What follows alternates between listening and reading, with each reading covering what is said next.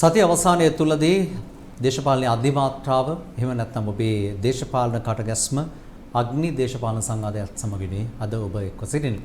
අද අපි අපේ අග්නි දේශපාලන සංවාදයේ මේ පුටුව වෙත එහෙම නැත්නම් මේ අසුන වෙත අපි ආරාධනා කරන්නේ බදුල්ල දිස්ත්‍රික්කය නියෝජනය කරමින් මෙවර පාර්ලිමේන්තුවට පළමු වරට තේරීපත් වන අපේ රට නියෝජනය කරමින් යුද වැදුණු අභීත සෙබලෙක් විදිහට කටයුතු කරපු කෙනෙකුටයි. ඉතින් අපි තාමත්ම ගෞරවයෙන් යුතුව ශ්‍රී ලංකා පොදුජන පෙරමුණ නියෝජනය කරමින් අද දවසේ මේ ස්ථානයට පැමිණි සුදර්ශන දෙනිපිටිය මැතිතුමන් තාමත්ම ගෞරවයෙන් යුතුව පිළිගන්නවා. අයිබෝන. දැන් මේ ඔබතුමා මම එරගෙන යන්න හදන්නේ ඔබතුමාගේ මේ ඡන්ද කාලයේ දැක්ක හරි අපූර්ව ආකර්ශනීය පෝස්ට් එකකට. මේකේ මම දැක්කා මේ බදුල්ලේ නව පිබිදීම පිළිබඳව කතාව ගලා 12 වැදෑරුම් කාරණා ටිකකුත් එක්ක හරි නේද මං කියන්නේ. හරි. ඇත්තටම දැන් මම දැන් අහන්නේ දැන් ඔබතුමා දැන් පාර්ලිමේන්තු නියෝජනය කළා ටිකක් කල් ගත වෙනවා. දැන් මේ පිබිදීම කියන කාරණය සාර්ථක කරගන්නට මොනවද කරලා තියෙන්නේ? හා කොතරම් දුරට සාර්ථක වෙලා තියෙනවද? එතනින් අපි අරමු. ඇත්තටම මම දේශපාලනය පටන් ගත්තේ 2009 වර්ෂයේ. ඔව්. 2009 වර්ෂයේ පළාත් සභාවට තමයි තරඟ කරේ ඉස්සලම. එතනදි 4 ස්ථානය ආවා. ඒකට මට ආරාධනාව ලැබුණේ ඒවකට ආරක්ෂක ලේකම් ගරු ගෝඨාභය රාජපක්ෂ මැතිතුමාගෙන්. එතුමාගේ ආරාධනාවෙන් තමයි මම දේශපාලනට ආවේ. ඊට පස්සේ පළාත් සභාවේ 2014 දීත් නැවත වතාවක් ජයග්‍රහණය කරා. ඒත් 4 ස්ථානයටපත් වුණා. ඒ වෙලාවේ මම සභා නායක ධූරය මට ඌව පළාත් සභාවේ ලැබුණා. ඒ අනුව තමයි ආවේ. ඊට පස්සේ මේ සැරේ පාර්ලිමේන්තු මැතිවරණයේදී අතිගරු ජනාධිපතිතුමාගේ ආරාධනාවක් ආවා. පාර්ලිමේන්තු මැතිවරණයට ඉල්ලන්න කියලා මම ඇත්තටම පළාත් සභාවේ ඉන්න හිතාගෙන හිටියේ. නමුත් එතුමාගේ ඉල්ලීමක් තිබ්බා පාර්ලිමේන්තු වෙත මේ වෙල මේ ඡන්දෙට ඉදිරිපත් වෙන්න කියලා. මම ඒ අනුව ඉදිරිපත් වුණා. ඉදිරිපත් වුණාම මට බදුල්ල දිස්ත්‍රික්කයෙන් 75000කට ආසන්න ඡන්ද ප්‍රමාණයක් ලැබිලා දෙවන ස්ථානයට මම පත් වුණා. ඊට පස්සේ ඒ එක්කම තමයි සුදර්ශනය කියන 12 වැදෑරුම් අපේ වැදෑරුම් ඉදිරිපත් කරේ. ඒකෙන් තමයි සංකල්පය ආවේ. එතනදී මගේ නමත් සුදර්ශන නිසා සුදර්ශනය කියලා අපි ඒක ඉදිරිපත් කරා. ඒ වෙලාවේ ඉදිරිපත් කිරීමත් එක්ක මට තිබ්බ ඊතර විෂන් එකක්. මගේ ගමන මොකද්ද, මගේ අරමුණ මොකද්ද කියන එක මම පැහැදිලි කරගෙන හිටියේ. ඒක තමයි මම ජනතාවට දුන්නේ. මම පත් වුණාට පස්සේ මම කරන දේවල් කියන එක. ඒක ඇත්තටම මේ වෙනකොට දැන් අපි පත් වෙලත් මාස 5ක් පමණ වෙනවා. මේ අතරතුර කාලයේදී මට යම්කිසි මට්ටමකට හොඳ මට්ටමකට එන්න පුළුවන්කම හම්බුණා මගේ සුදර්ශනය යථාර්ථයක් කරගැනීමේ කරගන්න මට ලොකු සහයෝගයක් ලැබුණා අපේ රජයෙන්. අතිගරු ජනාධිපතිතුමාගේ. එතුමාගේ සංකල්පයත් එක්ක සෞභාග්‍ය දැක්මත් එක්ක මේක අපි එකම පීල් එක යන ගමනක් වගේ තමයි තිබුණේ. ඉතින් ඒකේදී බදුල්ල දිස්ත්‍රික්කය වෙනුවෙන් ජනතාවට කරන්න ඕන සේවය කරන්න මම ටිකෙන් ටික අඩියෙන් අඩිය දැන් ඉස්සරහට ආවා. ඒ වෙලාවේ අපි දැකපු දෙයක් තමයි මම ජනතාවට පොරොන්දුවක් දුන්නා ජල සම්පත ගැන පොරොන්දුවක් දුන්නා. ජලය ලබා දීමේ වැඩපිළිවෙළ ක්‍රියාත්මක කරනවා. ඒ වගේ කෘෂිකාර්මික ප්‍රදේශයක් නේ අපි. කෘෂිකර්මාන්තය දියුණු කරන එක සම්බන්ධව කතා කරනවා.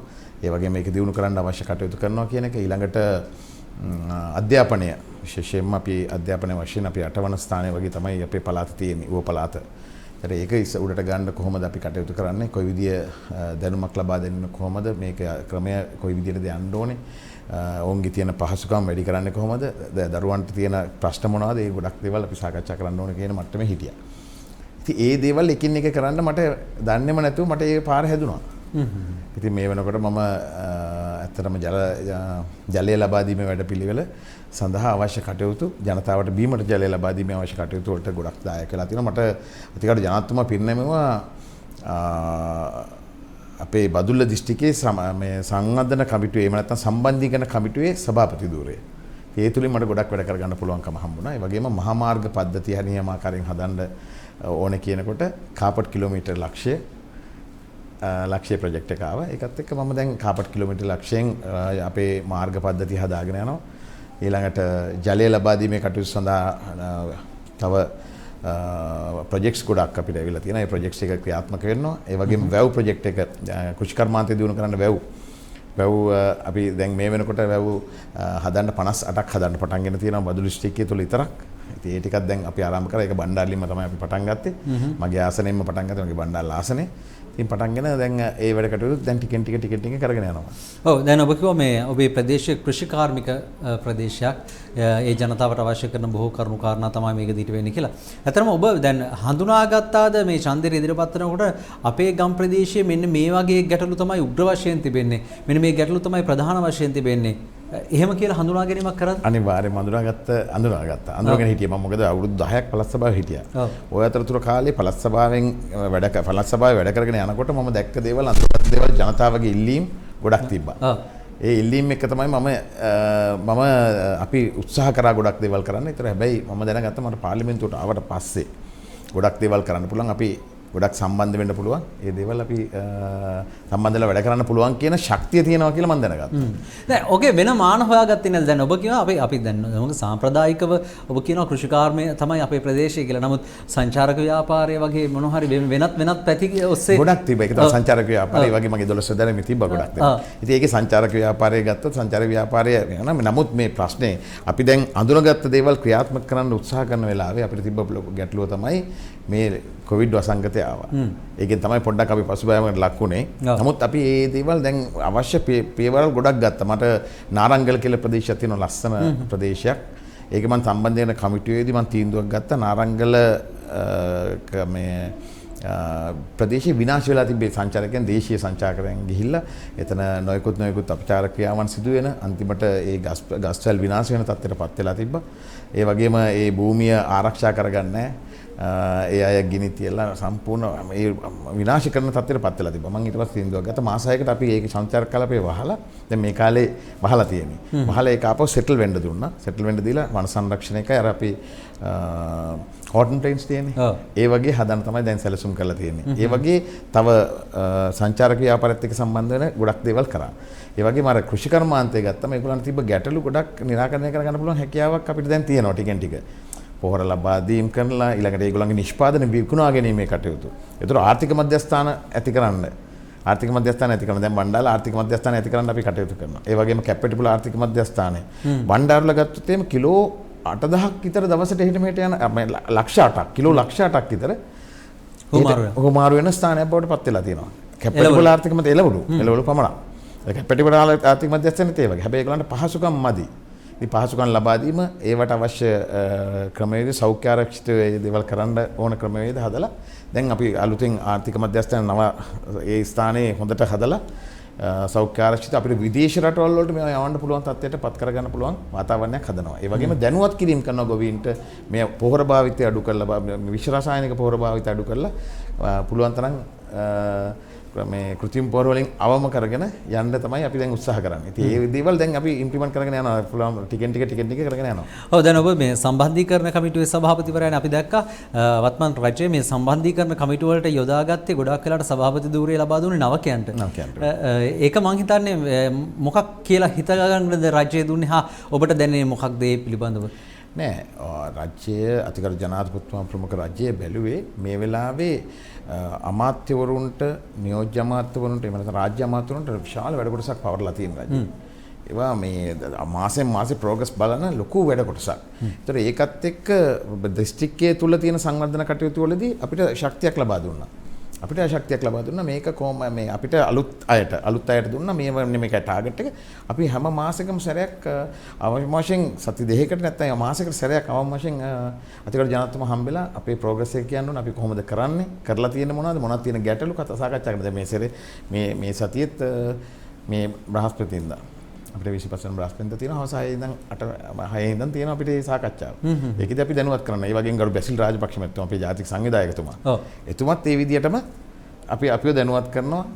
අපිත් එක්ක සාකච්ඡා කරනවා. එතුමා නම් සති දෙකකට සැරයක් අනිවාර්යයෙන්ම අපි හම්බෙන්න ඕනේ. ඊට පස්සේ සාකච්ඡා කරලා ගැටලු සාකච්ඡා කරලා කොහොමද අපේ පළාත දියුණු කරගන්න අපේ දිස්ත්‍රික්කේ උඩට ගන්න කොහොමද කියන එක තමයි සාකච්ඡා කරන්නේ. දිස්ත්‍රික් සම්බන්ධයෙන් අපිට ලොකු බලතල ගොඩක් දීලා තියෙනවා. ඒ බලතල එක්ක සෞඛ්‍ය ශාස්ත්‍රය දියුණු කරන්නේ කොහොමද හැම අතකින්ම. දැන් රෝහල් දියුණු කිරීම කටයුතු මුළු දිස්ත්‍රික්කේ තියෙන හැම දෙයක්ම. ඒකට අපේ දිස්ත්‍රික්කවල ඉන්න අමාත්‍යවරුන් පාර්ලිමේන්තු මන්ත්‍රීවරුන් අමාත්‍යවරුන් රාජ්‍ය අමාත්‍යවරුන් මේ හැම කෙනාම අපිට ලොකු සහයෝගයක් දෙනවා. ඉතින් දිස්ත්‍රික් ලේකම්තුමියත් එක්ක ප්‍රාදේශීය ලේකම්වරුන් එක්ක තමයි මේ ගමන යන්නේ. හරි කොහොමද රාජ්‍ය නිලධාරීන්ගේ දායකත්වයේ තිබෙන්න ඕනේ හොඳ සංවර්ධනයක් සඳහා ඒ සම්බන්ධීකරණය තමයි ඔබ කරන්න කියන කාරණේ. දැන් මම මෙහෙම දෙයක් ඔබෙන් අහුවා දැන් ඔබට එවැනි තනතුරක් ලැබෙනවා. නමුත් දැන් නවකෙක් වුණාම එකවරටම ඇමතිකමක් වගේ දෙයක් ලැබෙනවා අඩුයි සාමාන්‍යයෙන් අවශ්‍යයෙන් ලැබෙන්නේ. ඒක යම්කිසි බාධාවත්ද සංවර්ධන කටයුතු වල අමාත්‍ය ධුරයක් කියන එක අත්‍යවශ්‍යද ඇත්තටම? නෑ එහෙම අත්‍යවශ්‍යම කියලා නෑ. අමාත්‍ය ධුරයක් දුන්නොත් ඒක ශේෂ්ඨයකට විතරයි අමාත්‍ය ධුරය. ඒක ශේෂ්ත්‍රයක් විතරයි. දැන් මේකේදී සංවර්ධන කමිටුවේ සභාපති දුන්නාම අපිට මේ හැම ඒරියා එකකටම යන්න පුළුවන් මුළු දිස්ත්‍රික්කයේ තියෙන හැම දෙයකටම යන්න පුළුවන්. මේක ඇත්තටම අපිට පුහුණුවක් වගේ. මේක පුහුණුවක් වගේ ඉදිරි අනාගතයේ කොහොමද රට කරන්නේ ඔබේ දිස්ත්‍රික්කයේ කොහොමද දැන් අපිට ඇත්තටම 24 පැයෙන් වැඩ වගේ අපි නිදියන වෙලාව සාමාන්‍ය පොඩි වෙලාවක් අරගෙන තියෙන්නේ. මොකද හේතුව ඒ තරම් වැඩ කොටසක් තියෙනවා අපිට කරන්න. මුළු දිස්ත්‍රික්කයේ පුරා තියෙන මාර්ග පද්ධති ගැන කතා කරමු. දැන් ඊයේ මම බදුල්ල දිස්ත්‍රික්කයේ අලුතෙන් මේ ජල යෝජනා ක්‍රමයක් පටන් ගන්න වාරි කර්මාන්තයක් පටන් ගන්න තැනක් මේ අපි නිරීක්ෂණය කරන්න ගියා. ඊට පස්සේ හවස අපි ඔක්කොම මාර්ග සම්බන්ධව කොන්ට්‍රැක්ටර්ස්ලා ඔක්කොම අරගෙන සාකච්ඡාවක් ගත්තා. ඒ වගේ අපිට හැමදාම අපි දාගෙන තියෙන වැඩ කොටසක් ඒ වැඩ කොටස දාගෙන තියෙන මේ සංවර්ධන කටයුතු සඳහාම තමයි. ඒව ගැන සම්පූර්ණ පසුවිපරමක් වෙනවා. ඒ වගේම අතිගරු ජනාධිපතිතුමා අපි මෙච්චර වැඩ ගොඩක් තියෙද්දි අපිට හිතා ගන්න බෑ. කාලයක් වෙන් කරගන්න අපිත් එක්ක කතා කරන්න සතියකට දවස් දෙක තුනක් අනිවාර්යයෙන්ම ටෙලිෆෝන් එකෙන් කතා කරන්න එතුමා. ටෙලිෆෝන් එකෙන් කතා කරලා අහනවා සුදර්ශන මොකද්ද දැන් තත්ත්වය? මම මේකේ තත්ත්වය මොකද්ද? එකින් එක අහනවා එතුමා. ඉතින් අපි අප්ඩේට් වෙලා ඉන්නේ මොකද්ද කරන්න තියෙන්නේ? මොකද්ද දැන් ඉස්සරහට කරන්න තියෙන්නේ? මොනවද බාධක කියලා අහනවා. ඉතින් ඒක නිසා දැන් ආවේ එතුමා අර ගම්සමග පිළිසඳරක් වැඩසටහනදී පළවෙනි වැඩසටහන තිබ්බේ බදුල්ල දිස්ත්‍රික්කයේ. ඒකට හේතුවකුත් මම හිතන්නේ මගේ දිස්ත්‍රික්කේ මගේ පළවෙනි සම්බන්ධීකරණ කමිටුවේදී මම දැක්ක දෙයක් තමයි මම ඇහුවා මගේ පළවෙනි සම්බන්ධීකරණ කමිටුවේ බදුල්ල දිස්ත්‍රික්කයේ විදුලිය නැති නිවෙස් කීයක් තියෙනවද කියන එක රාජ්‍ය නිලධාරීන් ඇහුවා. ඔව්. ඊළඟට ගම්මාන වශයෙන් ඒගොල්ලන් කිව්වා ගම්මාන දෙකක් තියෙන එකක් තමයි කුමාරතැන්න එකක් තමයි කළු කැලේ කියන එක. ඔව්. ඒ වගේ අපි අඳුරගත්තා. අඳුරගෙන ඒක කොහොම හරි අතුරු ජනාධිපතිතුමා දැනගෙන මට දවස් දෙකක් යනකොට කතා කරලා මගෙන් අහනවා ඇහුවා විදුලිය නැති නිවෙස් තියෙනව නේද ඔහෙ? ගම්මාන තියෙනව නේද? මම එන එකක් බලන්න කිව්වා. ඒක තමයි පටන් ගැනීම. ඒක තමයි හල්දුමුල්ලේ කළු කැලේට හල්දුමුල්ලේ කුමාරතැන්න ගමට ආවේ. ඒ ගම අති දුෂ්කර ගමක්. දැන් අද වෙනකොට 80%ක් ඒ ගමේ පාර හදලා ඉවරයි. කරන්ට් එක දෙන්න වැඩ ඔක්කොම හරි. විදුලිය ලබා දීම. දැන් ජලය ලබා දෙනවා. ඊළඟට ඒගොල්ලන්ගේ කෘෂි කර්මාන්තය ඒගොල්ලන්ගේ තියෙන්නේ ගම්මිරිස් වගාව තියෙනවා. ඉතින් ගම්මිරිස් වගාව දිනු කරගෙන අලුත් තාක්ෂණය ලබා දීම. අලුතෙන් ඒගොල්ලන් නිකන් වේලන්නේ බිම දාලා තමයි වේලන්නේ. ඒකට ඩ්‍රයර්ස් දෙන්න කිව්වා. ඒ හැම දෙයක්ම දැන් ඒගොල්ලන්ගේ මේ ගමේ දිනු කරන්න අවශ්‍ය කටයුතු කරනවා. ගම දිනු කරන්න. ගොඩක් අය එතන ගම්මිරිස් හදන ගම්මානේ ඔක්කොම ටික ගොඩක් අය ඉන්නේ ගමෙන් පිට. ඒගොල්ලන් අර මේ ඒ පළනලණ්ඩයි ඒ මේ අසුද්ධ කරන් විතරයි එතනට යන තත්ත්වෙ තිබ්බේ. දැන් ඔක්කොම ආපහු ගමට එනවා. ලස්සන ගම්මානයක්. ඒ ගමට ආපහු එනවා. මොකද ඒගොල්ලන්ට පහසුකම් ටික හම්බ වෙනවා. තව ටික දවසකින් බස් ටික දානවා. ඒ වගේ ගොඩක් දේවල් අපි කරනකොට ඒ කියන්නේ දැන් අර විපක්ෂය යම් විදිහකට චෝදනා කරා මේ ගම සමග පිළිසඳරක් කරන නාට්‍යයක් කියන එක එහෙම එකක් නෙමෙයි මේක. නෑ ගම සමග පිළිසඳරක් කියන කොයි වෙලාවක නාට්‍යයක් නෙමෙයි. ඒ අපි බදුල්ල දිස්ත්‍රික්කයට එනකොට අපි දැනගත්තේ දවස් දෙකකට කලින් තමයි එනවා කියලා. මගේ එක්ස්පීරියන්ස් එක පළවෙනි එක. එතනදී එනවා කියලා දවස් දෙකකට කලින් දැනගත්තා. අපිට කිසිම දෙයක් අපිට එහෙම ලොකු සංවිධානයක් කරන්න හම්බුනේ. අපි පාසල තියෙනවා. පාසලේ ළමයි 16 දෙනා ඉන්නේ. ඉතින් පාසලේ තමයි අපි සියල්ලම සූදානම් කරේ. ඒක ඒ විදිහට වුණා. සමහර තැනකට දැන් මේකේ මම ඔබ අහනවා ඇත්තේ අර මේ ළඟදී සිදුවීම ඔව් යම් දැන් මේ සමාජයේ කතිකාවක් වෙලා කතා බහකට ලක් වුණා. හැබැයි දැන් වර්තමානයේ නෝකට ඊට කලින් දැනුම් දීලා එහෙම දෙන්නේ. නෑ කලින් දැනුම් ඒක තමයි මේගොල්ලන් කවුරු හරි දැනගෙන ඒක දැනුම් දීමක් ජනාධිපතිතුමා අතින් වෙන්නේ නැහැ. දැනුම් දීමක් කරන්නේ නැහැ. පොඩි දැනුම් දීමක් වෙනවා සාමාන්‍ය මොකද ආරක්ෂාව සඳහා පොලිසියට හමුදාවට දැනුවත් කරනවා. ඒ දැනුවත් කිරීමකින් එනකොට තමයි ඔය දැනුවත් වෙන්නේ. සමහර වෙලාවට දැන් අර රාජ්‍ය නිලධාරී සමහරලාට සූදානම් කරගෙන එන්න ඕනේ ડોකියුමන්ට්ස් තියෙනවා. ඒවා සූදානම් කරගෙන එන්න කියලා තිබ්බා. ඉතින් ඒ වගේ දැනුම් දීමත් එක්ක සමහර අය ඉතින් ඒක ලෑස්ති කරනවා ලොකු උත්සවයක් විදිහට ලෑස්ති කරනවා. ඒක බලාපොරොත්තු වෙනා ජනාධිපතිතුමා. ජනාධිපතිතුමා හැම වෙලාවෙම කියන්නේ නෑ මට මේ as it is ඒක තියෙන විදිහට බලන්න ඕනේ. ඔව්. තියෙන විදිහට මට ගමට බලන්න ඕනේ. තියෙන විදිහට ගමේ මිනිස්සුත් එක්ක කතා කරන්න ඕනේ. මං අහන දේවල් වලට කතා කරන අපිට කතා කරන්න දෙන්නේ නෑ. මන්ත්‍රීවරුන්ටවත් රාජනීතිඥයන් අහන ප්‍රශ්නෙට උත්තර දෙන්න පුළුවන්. එහෙම නැතුව අහන්නේ කාගෙන්ද? අපි අතිගරු ජනාධිපතිතුමා අහන්නේ අනිවාර්යයෙන්ම ජනතාවගෙන් ප්‍රශ්න දැනගන්න ඕනේ කියලා. එතුමාට ඕනනම් කොළඹට වෙලා ඉන්න පුළුවන්. එතුමා ඇවිල්ලා මේ කරන්නේ එකකින් ගොඩක් දේවල් දැනගත්තා එතුමා. ගම්මිරිස් ප්‍රශ්නේ, අලි ගහලා විනාශ වෙන ඇති, පාසල් ළමුන්ගේ ප්‍රශ්න, ගුරුවරුන්ගේ ප්‍රශ්න, ඒ හැම දෙයක්ම ඊළඟට කෘෂි කර්මාන්තය සම්බන්ධ ඒ වගේ ගොඩක් දේවල්, මාර්ග ගැටලු, මේ ප්‍රවාහන ගැටලු ගොඩාක් දේවල් තිබ්බා. කියන්නේ ඒකට උත්තරයක් හම්බෙලා තියලා කියලා. උත්තරයක් හම්බෙනවා. අනිවාර්යයෙන්ම උත්තරයක් හම්බෙනවා. හරි. අපිත් පිළිතුරු අපේක්ෂාවෙන් බොහෝ කරුණු කාරණා පිළිබඳව අද දවසේදී විමසන්නටයි මේ සූදානම. දිගින් දිගටම රැඳිලා ඉන්න අපත් සමග කියන කාරණේ අපි ඔබට මතක් කරනවා. මේ ඔබ රැඳිලා ඉන්නේ දේශපාලන අධිමාත්‍රාව අග්නි දේශපාලන වැඩසටහන සමගින් සූදානම් කෙටි විරාමයක් ලබාගෙන විරාමයෙන් අනතුරු අපි යලිත් මුණ ගැහෙනවා.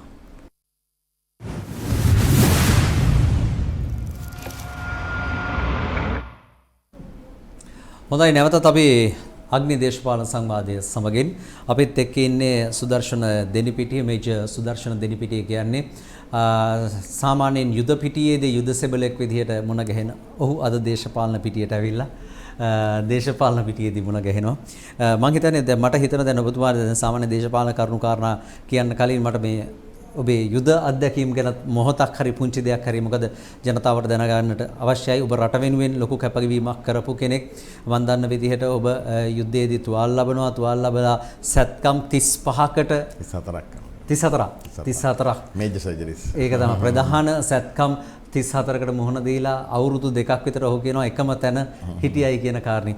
ඇතර ඔබ ඒ රට වෙනුවෙන් කරපු පරිත්‍යාගය ඉතාමත්ම විශිෂ්ටයි ගැන ඉතින් ආයේ වචන නැහැ අපිට කියන්න.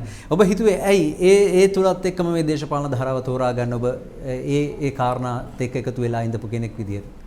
නෑ ඇත්තටම මම මුලින් ඉඳන්ම කියන මම සාමාන්‍යයෙන් පොඩි කාලේ ඉඳන් මට හිතෙච්ච දෙයක් තමයි හමුදාවට යන්න ඕනේ කියන එක. ඒක තමයි මගේ ඇම්බිෂන් එක. හැබැයි මගේ තාත්තට අම්මට තිබ්බේ මාව ස්ටේට් ප්ලාන්ට් කෙනෙක් කරා. ඒක කරා ඒගොල්ලන් මාව. ඊට පස්සේ එතන ඉන්න ගමන් තමයි හොරෙන් මේකේ ඉන්ටර්වියු ගිහිල්ලා ඊට පස්සේ තමයි ඇත්තටම ආවේ. මේකට මගේ ඉන්ටෙක් 35 දී මම ජොයින් වුණා 90 එන්ඩ් ෆන් 90 වගේ. ජොයින් වුණා ඊට පස්සේ 1995 දී ප්‍රථම වතාවට මම තුවාල වෙනවා රිවිලස් ක්‍රියාන්විතයේදී. නමුත් මම ආපහු නැවතත් යුද බිමට ගියා. තුවාලත් එක්කම යුද බිමට ගිහිල්ලා ආපහු යුද බිමේ ඉන්නකොට ජයසිකුරු මෙහෙමදී තමයි පෙරිමාඩ ප්‍රදේශේ මම තුවාල වුණේ. එතන ටිකක් දරුණු විදියට තුවාල වුණා. අවුරුදු 3ක් විතර ඇත්තටම හොස්පිටල් එකේ හිටියා. ඉඳලා මම ඊට පස්සේ කොතලාවල විශ්වවිද්‍යාලයේ මම වැඩ කරා ඊට පස්සේ 2007 වෙනකම්. 2007 දී තමයි මම මෙඩිකල් වෛද්‍ය හේතුන් මත එළියට එන්නේ. දේශපාලනයක් ගැන හිතලා තිබ්බේ නැහැ. දේශපාලනයක් කරනවද? දේශපාලන සම්බන්ධ කෙනෙක්වත් මගේ යාළුවෙක්වත් හිටියේ නැහැ. ඔව් අතනදී මම මෙහෙම දෙයක් දැන් අපි දැකලා තියෙනවා අපි පූර්වාදර්ශ අපිට ඕන තරම් තියෙනවානේ. එවැනි බොහොම වැදගත් වෘත්තීන් වල ඉඳපු අය දේශපාලනයට ආවට පස්සේ තියෙන ගෞරවය කියන කාරණේ නැති වෙනවනේ. බයක් හිතුන්නේ නැද්ද? නෑ එහෙම දෙයක් තිබ්බා. ඇත්තටම බයක් තිබුණා. මේක ආරාධනාවක් වගේම චැලෙන්ජ් එකක් වුණා මට. මට අතිගරු ජනාධිපතිතුමා ඒකට ආරක්ෂක ලේකම්තුමා. මම ගෙනල්ලා කතා කරේ සුදර්ශන වාට තියෙනවා මෙම අන්න කියලා කිව්වා මම ඇත්තටම සර් මම බෑ කියලා තමයි මම කිව්වේ. ඊට පස්සේ කිව්වා you have a challenge. උඹ challenge එකේ මගේ අභියෝගයක් තියෙන මේක රට අපි බේරගත්තා මේ බේරගත්ත රට ආරක්ෂා කරන්න යුතුයි. අපි බේරගත්ත රට ඔබ අපි ඔක්කොම එකතු වෙලා බේරගත්ත රට ආරක්ෂා කරගන්න ඕනේ. ඒකට තමයි දැන් අපි සූදානම්. ඒතකොට මේ කියන්නේ යුද්ධය අවසන් වෙන වකවානුවේ. 2009 මැයි මාසේ මුල වගේ තමයි මේ කියන්නේ මට මේ කතාව. ඊට පස්සේ තමයි දේශපාලනය. ඒ කියන්නේ එතුමාත් එක්ක මේ යුද්ධ පිටියේදී තිබ්බ සම්බන්ධයද? නෑ මම කොතලාව විශ්වවිද්‍යාලයේදී එතුමාව පොඩ්ඩක් අඳුරගත්තා. කලින් මම 1991 දී අඳුරගත්තේ. ඒ අඳුර ගැනීමත් එක්ක තමයි මේ සම්බන්ධය ගොඩ නැගෙන්නේ. එතුමා ඊට පස්සේ තමයි මට ආරාධනාව කළේ. හරි මම දැක්ක තවත් කාරණයක් ඔබතුමා මේ දැන් මේ රට ගැන එහෙම හිතන කෙනෙක් විදිහට මේ වනසතුන් ගැනත් පහුගිය දවස්වල පොඩ්ඩක් පාර්ලිමේන්තුව තුලත් කතා බහ කරා මේ වනසතුන් මේ වගාබිම් විනාශ කිරීමත් එක්ක දැන් සමහර අය කිව්වා තුවක්කු ලබා දෙන්නට අවශ්‍යයි එවැනි කතන්දර තිබෙනවා නමුත් සමහර අය මේකට විරුද්ධ වෙනවා දැන් ඔබලත් මේ පිළිබඳව පාර්ලිමේන්තුවෙත් කතා කළා මේකට හරි උත්තරයක් දැන් හොයාගෙන තියෙනවද මොකක්ද මේකට කරන්නේ දැන් ඇත්තටම මේ වනසතුන් කියලා අපේ රට බෞද්ධ රටක් අපිට එහෙම වෙඩි තියලා මරන්න බෑ කොහොමවත් ඒකට කවුරුත් අනුබල දෙන්නේ නැහැ කරන්නෙත් නැහැ ශබ්ද පාවිච්චි කරලා අයින් කරන්න පුළුවන් ඒගොල්ලන්ව ඒ වගේ දේවල් කරනවා නොයෙකුත් ක්‍රම අනුගමනය කරනවා හැබැයි වෙඩි තියනවා කියන එක අනුමත කරන්නේ නැහැ කරන්නෙත් නැහැ ඒක කොහොමවත් අතිගරු ජනාධිපතිතුමාවත් අපේ රජයේවත් ඒක අනුමත කරන දෙයක් නෙවෙයි ඒක කීරවත් කරන්න නැති දෙයක් ඉතින් හැබැයි දැන් අපි උත්සාහයක් ගත්තා මේ වෙනකොට දැන් කුෂ්කර්ම අමාත්‍යාංශයෙන් සැලසුමක් හදලා තියෙනවා මහයි ගරු මහින්දානන්ද අලුත්ගමගේ ඇමතුමයි ශෂින්ද්‍ර රාජපක්ෂ ඇමතුමයි සාකච්ඡාවකදී මම හිටියා ඒ කන්සල්ටේටිව් කමිටි එකේ අපේ උපදේශක කාරක සභාව පාර්ලිමේන්තුවේ තියෙන උපදේශක කාරක සභාව කුෂ්කර්මාන්තය සම්බන්ධව ඒ වෙලාවේ එතුමාලා ගත් තීන්දුවක් තිබ්බා දැන් මේ වෙනකොට පරීක්ෂණ මට්ටමේ තියෙන්නේ ලොකු ඒරියා එකක මේ වහලා මේ ලොකු ඒරියා එකක් අපිට හිතා ගන්න බැහැ සාමාන්‍ය ලොකු ඒරියා එකක ඒ කූඩු වගේ හදලා ඒගොල්ලන්ට අවශ්‍ය කෑම බීම හැම දෙයක්ම එක්ක තියන්න පුළුවන් ගෙනිලා දාලා ඒ හරිය ඒක ඒරියා එකේ වට කරලා තියාගන්න ක්‍රමවේදයක් හදන්න තමයි හදන්නේ. බිරිලා වුණත් ඒ විදිහට වට කරලා හදන්න ක්‍රමවේදයක් හදන්න තමයි ලොකු කේජ් ගහලා ඒ වගේ සැලසුමක්. මොකද හේතුව මේ වෙනකොට කෘෂිකර්මාන්තයේ අපි නිෂ්පාදන වලින් 120කට වැඩි ප්‍රමාණයක් 20ක් 25ක් විතර ප්‍රමාණයක් මිස් වනසතුන්ගෙන් විනාශයට ලක් වෙනවා. මේක හරි ගැටලුවන්නේ 125ක් ඒ 100ට මහින්දානන්ද ඇමතුමා කියන්නේ මේකෙන් 10%ක් ඒගොල්ලන්ට හරියට කන්න දුන්නා නම් අපි මේ 100ට තවත් 15ක් ඉතුරු කරන්න පුළුවන් අර වගේ සිස්ටම් එකක් හදලා. ඒක නිසා ඒක තමයි දැන් කරන්න උත්සාහ කරන්නේ. එතකොට අපි දැන් නොයෙකුත් පරණ වෙද මහතුන් ගෙනලා සාකච්ඡා කරලා තිබ්බා. ඒ වගේම ගොවි මහතුන් ගෙනලා සාකච්ඡා කරලා තිබ්බා පරණ අය. ඒගොල්ලන් කොයි විදිහටද මේ ක්‍රම අනුගමනය කරේ කොයි විදිහටද මේ මනසතුන් මේ විදිහට අපේ ප්‍රදේශයට බලපෑවි. ඒ වගේ නොයෙකුත් අදහස් ආවා. ඒක සරයක් මට මතකයි ඒක වෙද මහත්තයෙක් නැගිටලා අපි වෙද මහතුරුගෙන අවස්ථාවක පළස් සභාවට තුමා කිව්ව දෙයක් තමයි අපේ රටේ මේ ප්‍රශ්නේ වන අලි ඌරෝ ඒ අය ඔක්කොම මේ ගමට එන්න සමය වුණේ නරි නැති නිසා කියලා. ඒක වෙද මහත්තයාගේ අදහසක්. අවුරුදු 90 ක විතර වෙද මහත්තයාගේ අදහසක් කිව්වේ. ඉස්සර නරි හිටපු නිසා ඒගොල්ලන් තමයි අර නෝමන්ස් ලෑන්ඩ් ගමයි කැලේ අතර ඉඳලා තියෙන්නේ. නරි ටික. එතකොට මේ නරි තමයි කන්ට්‍රෝල් කරලා තියෙන්නේ. මේ ඒ සත් මේගොල්ලන් එක්ක ඌරොත් එක්ක එකට ඉඳලා වල් ඌරෝ ටික ඒගොල්ලන් එකට ඉඳලා පැටියෙක් අරගෙන යනවා. එතකොට ආයේ මේ පැත්තට එන්නේ නැහැ. ආයි ගම පැත්තට වල් ඌරෝ එන්නේ නැහැ. ඒ වගේ තත්ත්වයක් තිබිලා තියෙනවා. ඒතර අලිත් එක්කත් එහෙමයි. ඒගොල්ලන් මේ විදිහට ඔක්කොමත් එක්ක සෙල්ලම් කර ඉඳලා නොයෙකුත් ක්‍රියාකාරකම් මගින් අලිවත් ගමට එන්නේ නැති වෙන්නේ තල්ලු කරගෙන මේගොල්ලන් අවශ්‍ය වෙලාවට ඇවිල්ලා ඔය ගමත් එක්ක ගමේ තියෙන මොකක් හරි දැහැගෙන යන ක්‍රමයක් තමයි තිබිලා තියෙන්නේ. ඒ වගේ තමයි මේ ගම් ආරක්ෂාලා තියෙන ඉස්සර. හැබැයි දැන් ඒ තත්ත්වය නෙවෙයි. ඉතින් ඒක නිසා ඒකල අපි ඇහුවා ඒතකොට නරි නැති උනේ කොහොමද? නරි නැති වෙලා තියෙන එයාගේ ෆේවරිට්ම කෑම තමයි කක්කුට්ටෝ කියන්නේ. කක්කුට්ටෝ තමයි නරියාගේ හොඳම කෑම. එතකොට එයා කක්කුට්ටෝ කන නිසා කක්කුට්ටොන්ට මොකද දැන් මේ වසවිස ඇවිල්ලා කොමිනාශල දැන් කක්කුට්ටෙක් නෑ ඔය ආරකවත් කොයි තැනකවත් නෑ ඔයකවත් නෑ කක්කුට්ටෙක්. ඒගොල්ලන් කාලා ඒගොල්ලන් අර වසත් එක්ක ඒ විසත් එක්ක මේ කක්කුට්ටෝ කාලා තමයි නරි ටික විනාශ වෙලා තිබ්බේ. ඒකෙන් තමයි දැන් ඔය ප්‍රශ්නේ. ඔය වගේ මං කියන්නේ නොයෙකුත් දැන් ක්‍රම අත්අදා බලනවා. ඒ කියන්නේ ඒකට උත්තර හොයාගෙන යනවා. උත්තර හොයාගෙන. දැන් මේ වෙනකොට කියනවා මීමැසි පෙට්ටි තිබ්බොත් මීමැස්සු නිසා එන්නේ නැහැ කියලා. ඉතින් ඒ වගේ දේවලුත් එක්ක නොයෙකුත් ක්‍රමවේද හොයනවා. අලි වැටවල් ගහලා ඒක ඒ පැත්තෙන් කන්ට්‍රෝල් කරගන්න නොයෙකුත් ක්‍රමවේද හොයනවා. ඒතකොට මේ ඊයේ පෙරේද මම දැක්ක කවුද අහනවා කිලෝ දැන් ඉස්සර තිබ්බේ අක්කර 5කට තමයි තුවක්කුවක් ලයිසන් එකක් දෙනවා කියලා තිබ්බේ. දැන් අක්කරයකට දෙන්න හදනවා කියන එක ප්‍රශ්නයක් ලොකු ප්‍රශ්නයක්නේ දැන් සමාජයේ. හැබැයි ඒක මම දකින්නේ ඒක වෙඩි තියන්න කියලා සත්තුන්ට වෙඩි තියන්න නෙමෙයි ඒක දෙන්නේ. ඒක අත්‍යවශ්‍ය වෙලාවකට ඊට මේට වෙඩි තියලා හරි ඒ සත්තු පළව හරින ක්‍රමවල. දැන් නොයෙකුත් ක්‍රම අනුගමනය කරනවානේ. අන්න ඒක කරන්න තමයි ඒක දීලා තියෙන ලයිසන් තුවක්කුවක් දීලා මේ එන ඔක්කොට එන කාර වෙඩි තියන්න නෙමෙයි. ඉතින් මේ වෙන දේවල් සමාජගත කරනවා විපක්ෂය යනෙකුත් අය වෙලා තියෙනවා. හොඳයි. දැන් මම දැන් පොඩ්ඩක් සමාජයේ මේ දවස්වල කතා කරන ප්‍රමුඛ ගැටලුවක් වෙත අවධානය යොමු කරන්න හිතුවා. ඒ තමයි මේ නැගෙනහිර සහ බටහිර පර්යන්තය සම්බන්ධයෙන් මේ දිනවල ක්‍රියාත්මක වෙන එකද. දැන් මේකට යම් උත්තර හම්බ වෙලා තියෙනවා. දැන් යම් කිසි ආකාරයක පොඩ්ඩක් නිහඬ වෙලා තිබෙන ආකාරයක් තමයි අපිට පේන්නේ. නමුත් චීනය, ජපානය වගේ රටවල් මේ පිළිබඳව ඇහැ ගහගෙන ඉන්න වගේ තමයි අපිට පේන්නේ. අතරම රජයක් විදිහට මොන වගේ විසඳුමක්ද දැන් දීලා තියෙන්නේ? මොකක්ද ඉදිරියට සිද්ධ වෙන්නේ? ඇත්තටම මේකේ වැරදි මතයක් තමයි ප්‍රචාරණය වුණේ. ඒක තමයි ඒකට හේතුව තමයි මේක හිතුවා මේ අපි රට මේ රටේ තියෙන මේ සම්පතක් විකුණන්න යන්නේ කියලා. කොයි වෙලාවකවත් අතිගරු ජනාධිපති ගෝඨාභය රාජපක්ෂතුමාත් අපේ රජවත් මේ වෙනකන් අපි එහෙම විකුණීමේ කටයුතුකට දායක වෙලත් නැහැ, කරන්නෙත් නැහැ. විකිණීමක් කරන්නේ නැහැ. හැබැයි මේ පරයන්ත හදන්න ඕනේ. මොකක් හරි ක්‍රමවේදයක් හදා ගන්න ඕනේ. අපේ තියෙන ආර්ථික තත්ත්වයත් එක්ක ශක්තිමත් හදා ගන්න ඕනේ. ඒ ක්‍රමවේදය තමයි නොයෙකුත් දැන් අපි ගමකට ගිහිල්ලා මොකක් හරි ආයෝජන දැන් පිට රටේ වලින් ඇවිල්ලා කර්මාන්තශාලා කරනවා අපේ රටේ.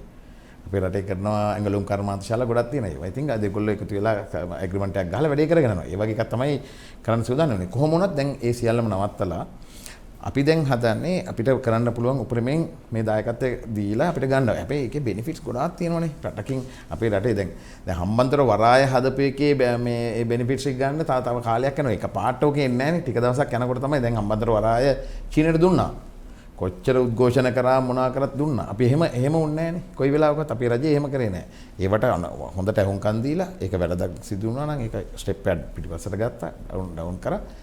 දැන් අපි මේ ජනතාවගේ ඉල්ලීම පරිදි වැඩේ කරගෙන යනවා. ඒක තමයි දැන් නැවතිලා තියෙන්නේ. දැන් එහෙම කිසිම ගැටලුවක් නැහැ.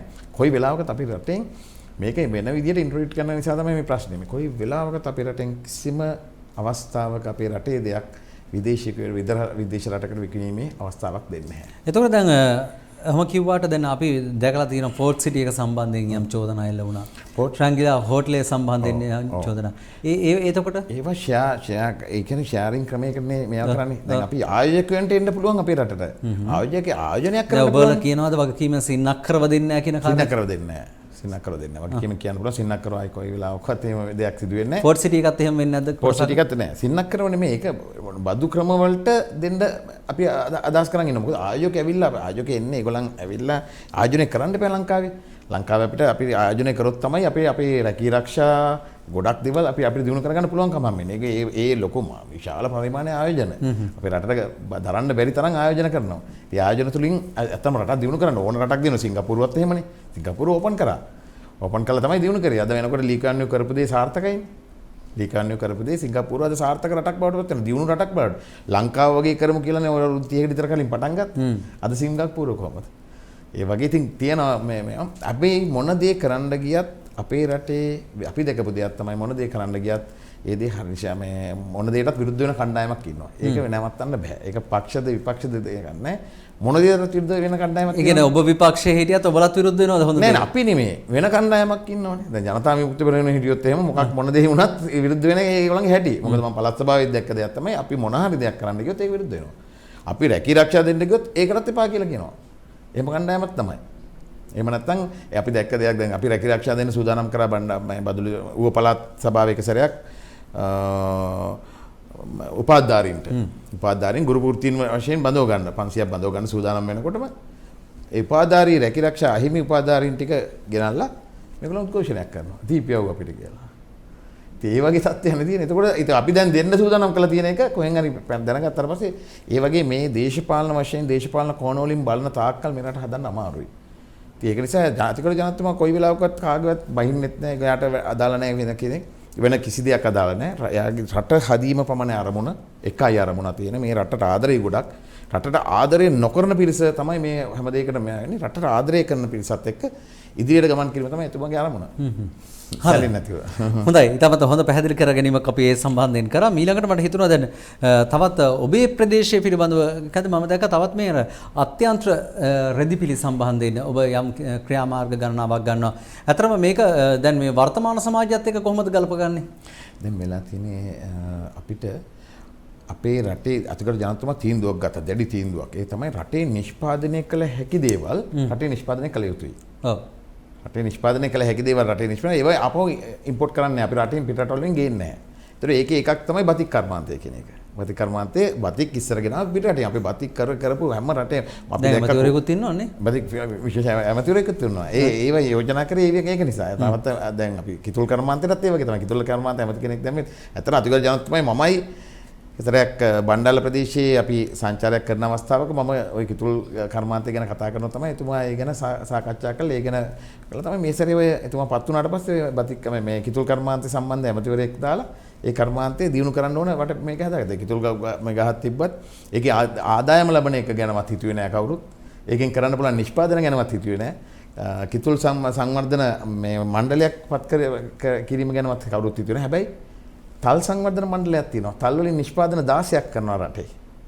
මම කියන්නේ. එතකොට ඒ වගේ අපි උතුරේ ගත්තොත් තල් සංවර්ධන මේ හොඳට මේ කර්මාන්තය කරගෙන යනවා. හැබැයි කිතුල් වලට එහෙම දෙයක් නැහැ.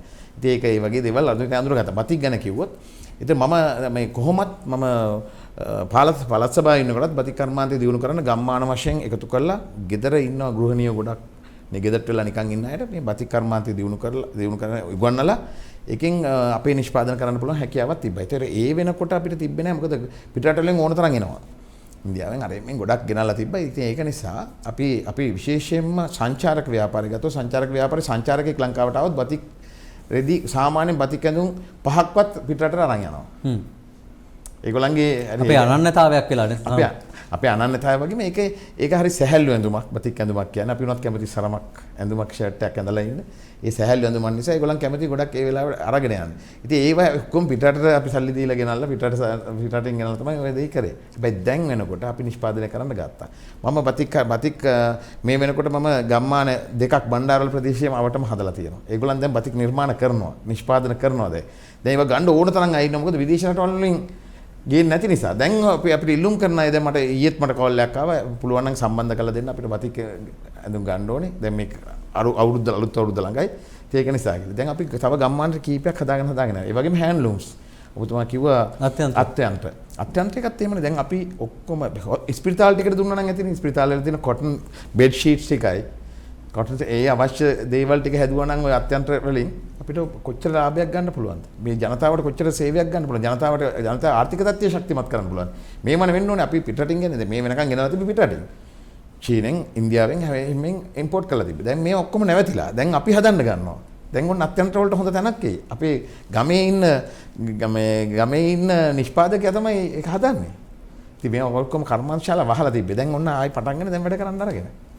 හොඳයි අපිට තව දුරටත් මේ පිළිබඳව හා මේ රටේ තිබෙනා වූ යම් ප්‍රශ්න සම්බන්ධයෙන් තව දුරටත් දීර්ඝව සාකච්ඡා කළ හැකි මේ විරාමයෙන් අනතුරු අපිත් සමගින්ම රැඳී සිටින කියන ආරාධනාව අපි ඔබට කරනවා.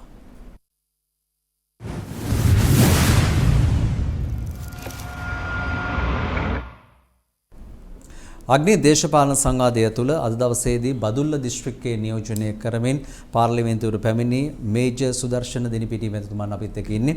සුදර්ශන මැතිතුමා කරුණු කාරණා ගණනාවක් පිළිබඳව කතා බහ කරා.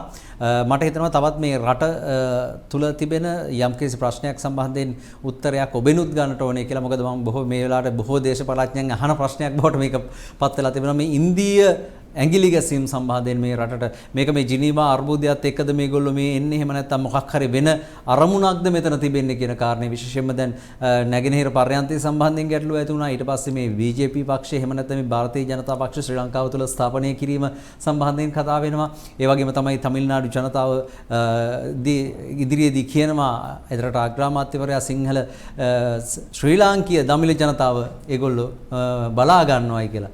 ඇත්තටම එහෙම අපිට කියන්න ඕනද අපේ රටේ ජනතාව අපිට බලා ගන්න බැයිද? රටේ අනිවාර්යයෙන්ම අපිට බලා ගන්න පුළුවන්.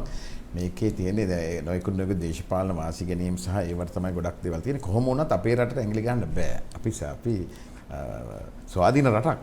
අපි ස්වාධීන රටක්. ඒකට දැන් මේකේ උතුරේ ප්‍රශ්නෙත් එක්ක එහෙම නැත්නම් ත්‍රස්තවාදී ප්‍රශ්නෙත් එක්ක දකුණු ඉන්දියාවට දාලා තියෙන්නේ වෙන ඒගොල්ලන්ගේ ඔළුවට දාලා තියෙන වෙන අවබෝධයක් චිත්‍රයක් වෙන චිත්‍රයක ඉන්නේ.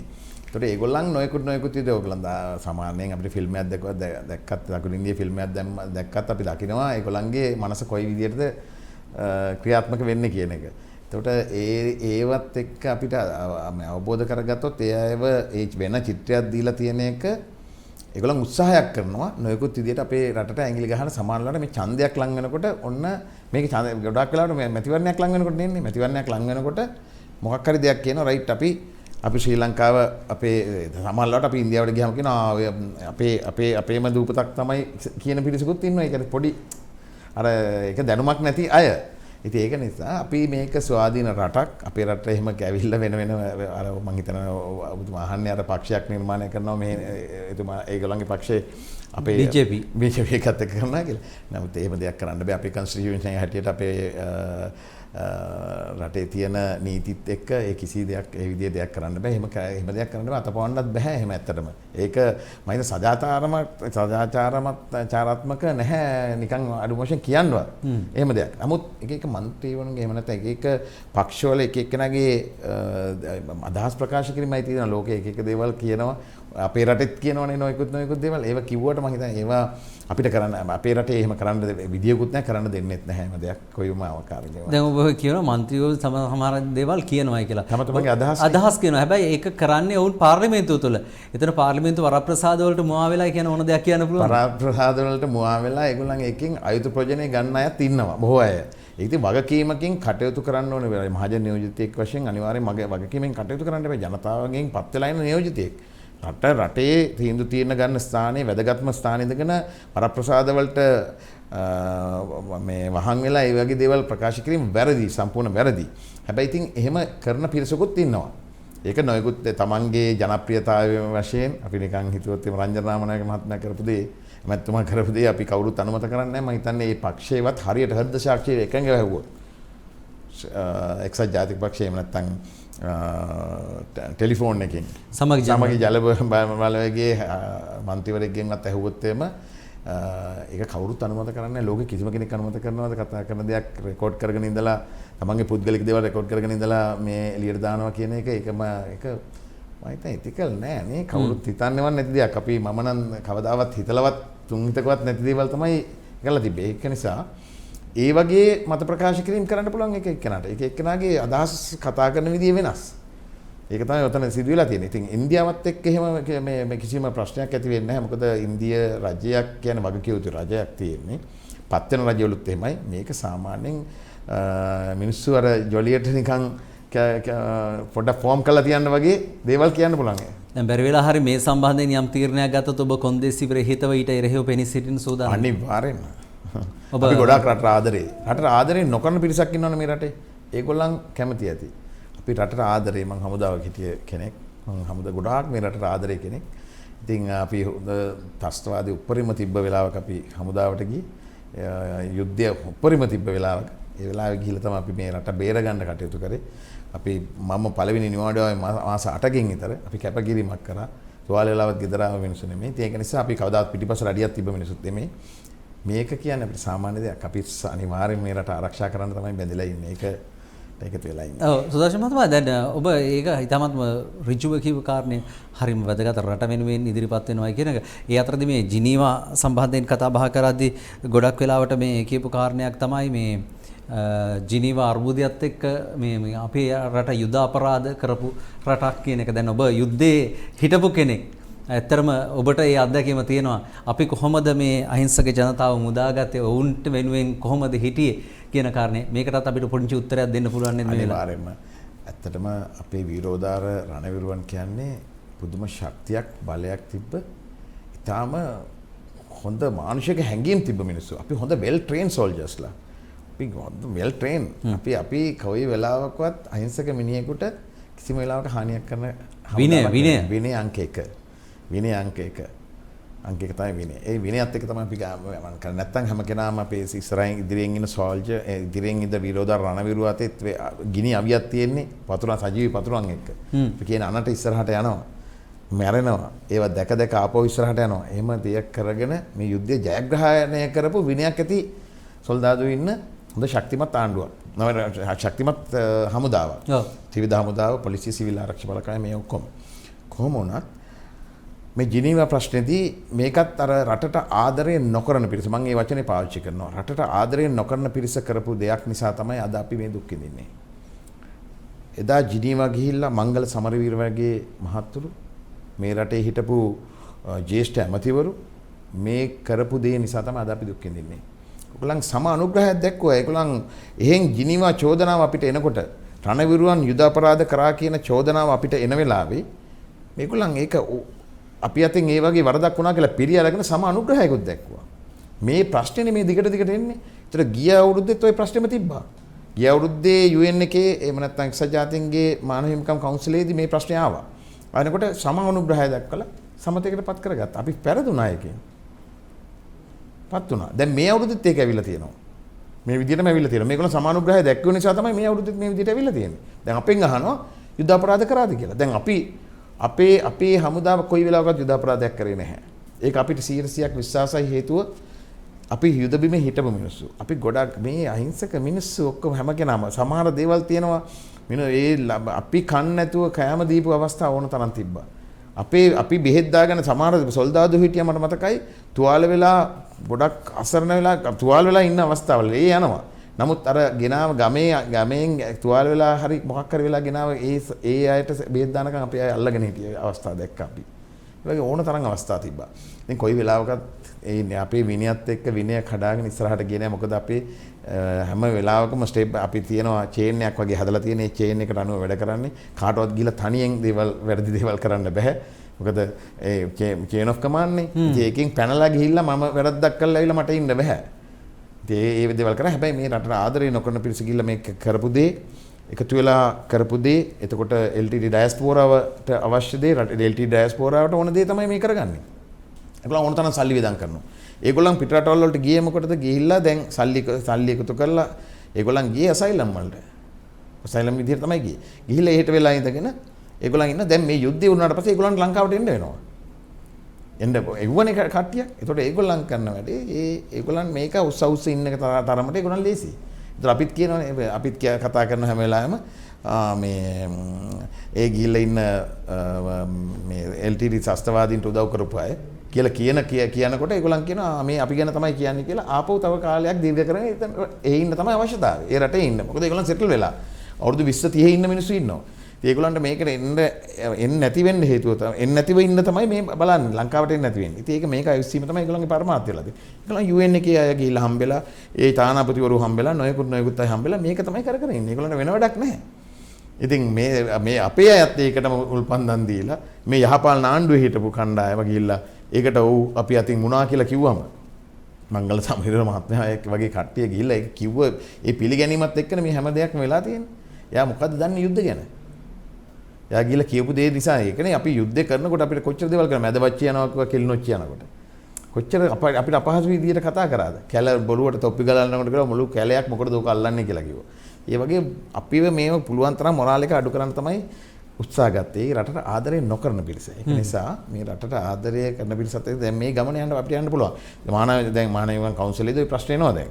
ආවට පස්සේ ගිය සැරෙත් ඒ විදිහටම පරාජය වුණා. මේ සැරෙත් ඒ වගේ වෙයි.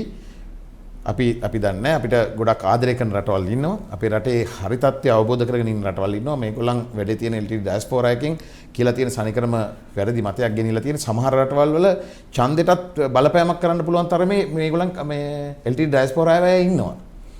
සමහර රටවල් වල ඉන්නවා. ඒතර ඒගොල්ලන්ගේ මැතිවරණයකට බලපෑම් කරන්න තත්ත්වයට ආවා කියන්නේ ඒ ඉන්න මන්ත්‍රීවරයෙක් නිකම්ම මේකට පොඩි වචන දෙක තුනක් කියලා දානවා. කිව්වම අපි ඒ තත්ත්වයටපත් වෙනවා. ඔව් මම දැක්කද මේ හැබැයි මෑත කාලීනව දැන් ඔබ දැන් අපි මේ රට යුදමය වශයෙන් පරාජයටපත් කරලා තියෙන්නේ. නමුත් අපිට තාම දුරටත් යම් තැන්වල අඳුරු සෙවණලේ තියෙන සයක් අපිට පේනවා. අපි දැක්ක පහුගිය දවස්වල යම් ආයුධ බිම්බෝම්බ හමුවීම් ඒ වගේම තමයි දැන් මේක ප්‍රවර්ධනය කරන්න LTT සංවිධානය ප්‍රවර්ධනය කරන්න පහුගිය දවසක තරුණයෙක් උත්සාහ කළා තිබ්බා. ඔහු අත්තරංගුවට අරගෙන තිබ්බා. මේ වගේ දේවල් තියෙනවා. ඒ කියන්නේ ආයෙමත් හිස එසවීමක් සිද්ධ වෙන්න පුළුවන් තත්ත්වයක් තියෙයිද? ආයෙ හිස ඔසවන්න හම්බෙන්නේ නැහැ කොය කියලා. හිස ඔසවන්න හම්බෙන්නේ නැහැ. අතිකර ජනාධිපති ගෝඨාභය රාජපක්ෂ මහත්මයා කියන්නේ මේ යුද්ධයේ හොඳටම දායකත්වයක් සැපෙවම මේ යුද්ධය හොඳට අවබෝධ කරගෙන කරපු කෙනෙක්. ගජබා රෙජිමෙන්තුවේ ජ්‍යෙෂ්ඨ නිලධාරියෙක්. ඒතකොට අපි මේ දැන් වර්තමාන හමුදාපතිතුමා ඒ වගේම වීරෝදා රණවිරුවන් මේ සියලු දෙනාම දැන් මේ වගේ යුද්ධයකට හොඳට මුහුණ දීලා අපි හුරුයි. ඒක නිසා මේ වගේ දේවල් මම හිතන ලෝකයේ හොඳම හමුදාව බවට පත් වෙලා තියෙන්නේ. හොඳට එක්ස්පීරියන්ස් තියෙන හමුදාවක්, අත්දැකීම් තියෙන හමුදාවක්. යාපහු කිසිම වෙලාවක හිස ඔසවන්න දෙන්නේ නැහැ. ඔය වගේ පොඩි දේවල් tie ගම්වල ඔය දැන් පොළොය යට සමහර දේවල් ඇති. ඒ දේවල් මේ ඔය යුද්ධයේ තිබුණෝ මේ ඔය ක්ලේමෝස් ඔය පතුරොන් අරම මේවා ඇති. ඒවා දැන් සමහර වෙලාවට හම්බෙනවා. සමහර වෙලාවට අරගෙන මේ එළියට එන්න පුළුවන්. ඉතින් ඒවා තමයි ඔය ටික පෙන්වන්නේ. මේවා නමුත් ඒක එහෙම කියලා ආපහු කොයි වෙලාවකත් හිස ඔසවන්න දෙන්නෙත් නැහැ. එහෙම දෙයක්කට මම හිතන්නේ හිතන්නවත් බෑ. හරි අපිට අපේ වැඩසටහන නිමා කරන්නත් තියෙනවා. ඊට කලින් මම මෙහෙම දෙයක් අහන්න දැන් අලුතෙන්ම කියනවා මේ චීනයට තව දූපත් දෙකක් දෙන්න යනවායි කියන කාරණේ. මේකත් සින්නක් කර දෙනවද නැත්නම් මේක කොහොමද දෙන්නේ මොකක්ද මේක සිද්ධ වෙන්නේ? නෑ ඇත්තටම මේ එහෙම තියුවේදී දැන් මේ සාකච්ඡා මට්ටමේ තියෙන්නේ යෝජනාවක් ඇවිල්ලා තියෙනවා. ඒගොල්ලන්ට මේ දූපත් දෙයක් දෙන්න ඉලෙක්ට්‍රිසිටි සප්ලයි කරන්න විදුලි බලය ලබා දීමේ මේ වැඩ පිළිවෙලක් ක්‍රියාත්මක කරන්න අපිට එහෙම යෝජනාවක් ඇවිල්ලා තියෙනවා. නමුත් ඒක තාම මේ මට්ටමේ තියෙන අර එකපාරට යෝජනාවක් දැම්ම කියලා මේක වෙනවා කියලා නැහැ නේ. තාම කැබිනට් එකකටවත් ඇවිල්ලා නැහැ. පාර්ලිමේන්තුවට ඇවිල්ලත් නැහැ. ඉතින් ඕවා සම්මත වෙන්න එහෙම දෙයක් වෙන්නේ. යෝජනා දාන්න පුළුවන් නේ ඕන අයට. ඕන තරම් යෝජනා දාන්න පුළුවන්. ඒ වගේ යෝජනාවක් ආව එකක් තමයි අල්ලගෙන විපක්ෂයට මොනවද කියන්න තියෙන්නේ දැන්? විපක්ෂයට කියන්න දෙයක් නැහැ. කොවිඩ් ප්‍රශ්නේදී මේගොල්ලන් කිව්වා මේ එන්නත එන්න විදියක් නැහැ. අපි සම්බන්ධ නැහැ කිව්වා රටවල් එක්ක. අපේ සම්බන්ධතාවයක් නැති නිසා රටට කොවිඩ් එන්නත එන්නේ නැහැ කිව්වා. නමුත් ඒක ගෙනාවා. දැන් ආපහු අපි මේ විශාල ප්‍රමාණයක් දැන් ඕඩර් කරලා තියෙනවා. දැන් තව අද වෙනකොට තව ලක්ෂ 5ක් එනවා. ඊළඟට තව ජනතාවට දැන් ගහන්න පටන් ගත්තා. මේගොල්ලන් කිව්වා ජනතාවට ගහන්නේ නැහැ ඔක්කොම අනිත් අය ගහ ගන්නවායි කියලා. ඉතින් ඒ වගේ දේවල් මේගොල්ලන් මාතෘකාවක් නැති නිසා නොයෙකුත් දේවල් කියනවා. ඉතින් ඒක එච්චර ගණන් ගත යුතු දෙයක් නෙමෙයි විපක්ෂයක් හැටියට ඒගොල්ලන්ගේ ඉතින් ඒගොල්ලන්ගේ ඒක තමයි මම හිතන්නේ විපක්ෂයක කාර්යභාරය කියලා හිතනවා ඇති. අර රටට ආදරය නොකරන පිරිස. අපව මම කියනවා. හරි. රටට ආදරය නොකරන පිරිසක් එහෙම ඉන්නකොට දැන් හැමෝම ඉල්ලන දැන් කතා බහට ලක් වෙමින් තිබ්බ පහුගිය කාලක ව්‍යවස්ථාමය වෙනසක් සම්බන්ධයෙන්. ඒක වෙනසක් වෙයිද? ඒක වෙනකොට කොහොමද ඉදිරියට? ව්‍යවස්ථා අපි විශේෂ සංශෝධනයත් එක්ක ව්‍යවස්ථා වෙනසක් වෙනවා. ඉදිරියේ ව්‍යවස්ථා වෙනසක් එයි. සම්පූර්ණ ව්‍යවස්ථා මමත් විශ්වාස කරනවා එන්න ඕනෙත් කියලා. සමහර දේවල් අපි හදා ගන්න ඕනේ.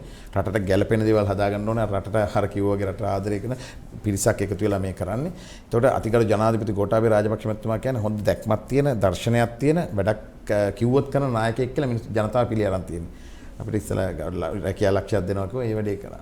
උපාධිධාරීන්ගේ රැකියා ප්‍රශ්නේ කරා. තව මාර්ග කිලෝමීටර් ලක්ෂ මේ වගේ ලොකු ප්‍රොජෙක්ට්ස් ගොඩක් යනවා. මේකේ හැබැයි බෙනිෆිට්ස් එන්නේ මේක ගැන දැනගන්න ජනතාව දැනගන්න තව අවුරුදු 3ක් විතර යනකොට ඔන්න එනවා ඒකේ අපි රෝපණය කරපු මේ පැලේ පළදාව ගන්න ඉන්න තව අවුරුදු 3ක් 4ක් යනවා ජනතාව තේරුම් ගන්නේ මොකද්ද මේක කරේ. දැන් ඔන්න අපේ ආර්ථික ශක්තිමත් අපි ණය වෙලා නැහැ. අපි පිටරටින් ගෙන බඩු අඩු කරලා අපි දැන් හොඳ ශක්තිමත් අපේ අතමිටත් සරු වෙනවා කියලා තේරෙයි. ඒක ගෝඨාභය රාජපක්ෂ මහත්මයා හැටි. ඒ වගේම අග්‍රාමාත්‍ය මහින්ද රාජපක්ෂ මහත්මයා ගැන ලංකාවම දන්නවනේ හොඳටම. එතුමාගේ ශක්තිය දර්ශනය දැන් බලන්න කොච්චර හොඳ කණ්ඩායමක්ද. ඒ වගේම යෝධ සෙවණැල්ලක් ඉන්නවා පිටිපස්සෙන් ගරු බැසිල් රාජපක්ෂ මහත්මයා මතක් කළ යුතුමයි. එතුමා තමයි මේ මම කියන්නේ ඇවිදින පරිගණකය කියලා. බැසිල් රාජපක්ෂ මහත්මයා ඒ තරම් මොලයක් තියෙන පුදුම දක්ෂ මොලයක්. ඒක මම දැකලා නැහැ ඒ වගේ දක්ෂ පුද්ගලයෙක්.